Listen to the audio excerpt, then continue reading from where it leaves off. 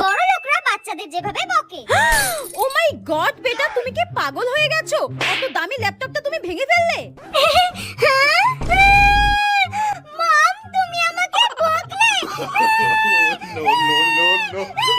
I'm so sorry বেটা, please don't Cry. I am so sorry. একটা সামান্য ল্যাপটপের জন্য আমি তোমার উপরে বেশি জোরে চিৎকার করে ফেলেছি বেটা। সো সরি, আমি সত্যিই বুঝতে পারিনি। ড্যাডি আসুক, সব বলে দেবো আমি। এই রে, আচ্ছা ঠিক আছে, চলো তুমি আর আমি আজকে শপিং করতে যাব। ল্যাপটপ থেকে শুরু করে সবকিছু, তোমার খেলনা, রিমোট কন্ট্রোল কার, সবকিছু কিনে আনবো। হ্যাঁ, রিমোট কন্ট্রোল কার, খেলনা সব কিনে দেবে?